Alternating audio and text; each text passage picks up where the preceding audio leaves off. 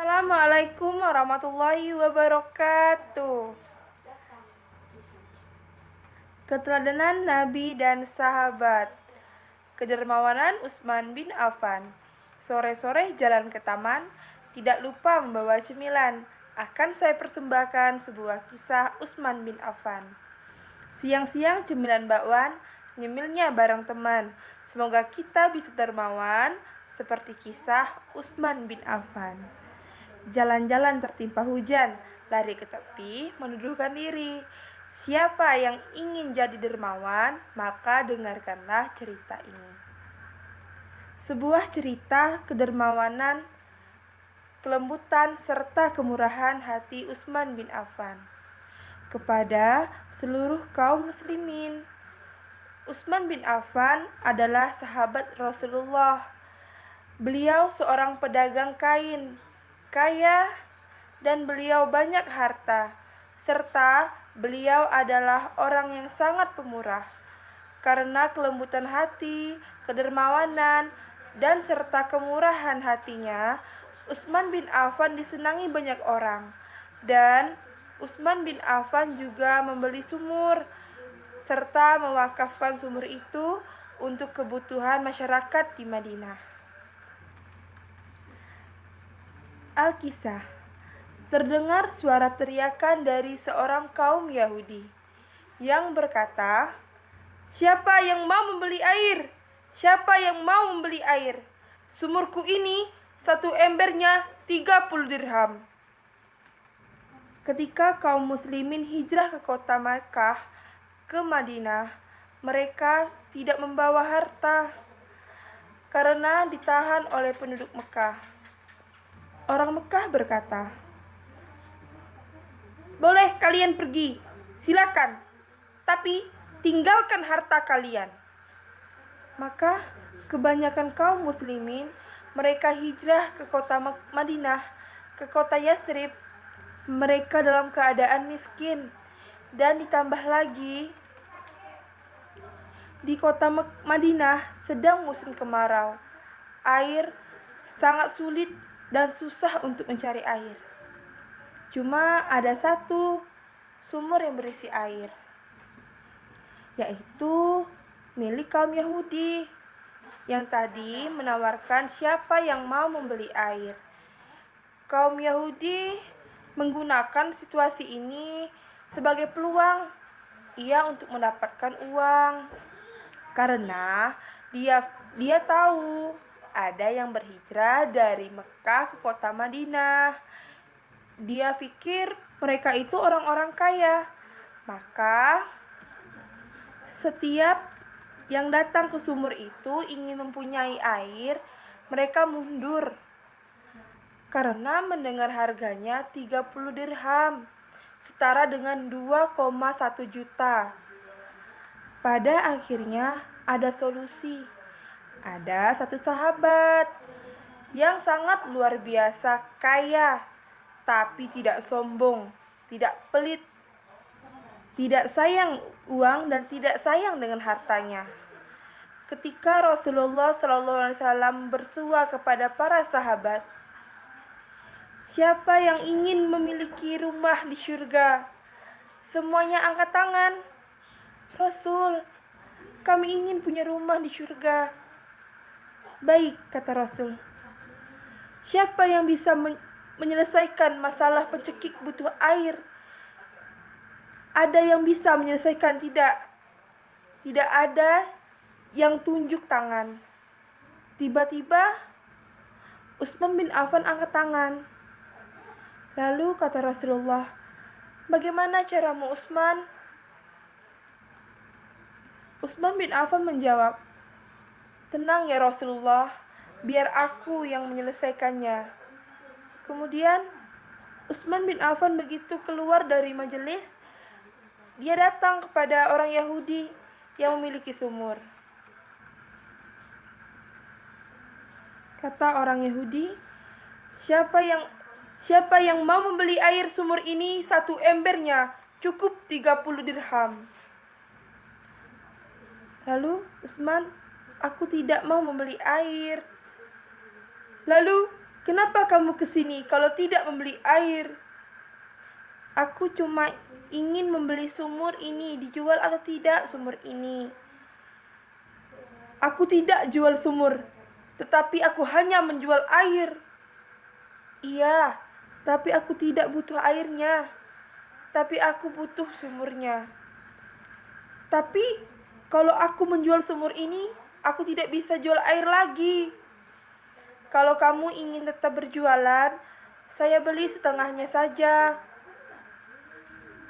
Gimana mau beli setengahnya? Bisa dibelahkah? Mana mungkin bisa dibelah. Begini saja, aku beli setengah dengan kondisi begini kita giliran. Sumur ini kalau hari ini milikmu, dan pagi ketemu pagi besok, sumur itu milikku. 1 hari besoknya lagi milikmu, besoknya lagi milikku. Begini saja. Kata boleh juga berpikir otak bisnis.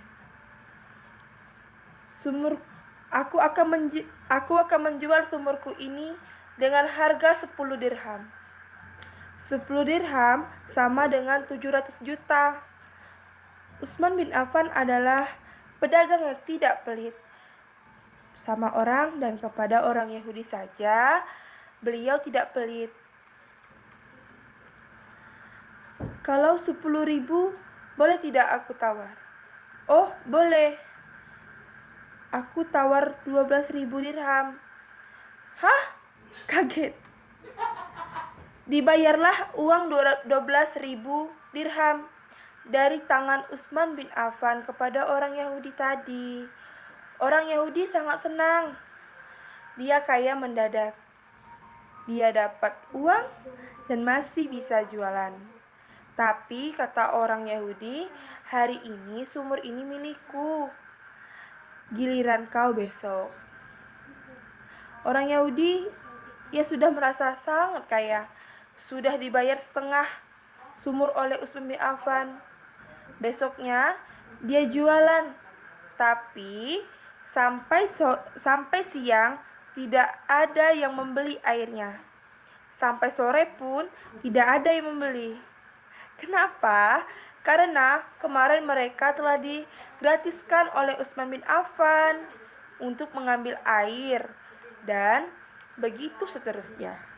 Sampai orang Yahudi bingung. Kok nggak ada orang yang mau membeli air dari sumurnya? Utsman bin Affan datang lagi. Bagaimana? Ramai tidak membeli air? Tidak. Sepi. Tidak ada yang membeli air. Begini saja. Aku akan membeli setengah sumurmu lagi. Bagaimana? Tapi aku tidak akan menawar-nawarnya lagi. Kalau kamu setuju, kita deal. Kita lakukan akad. Ini dan aku beli.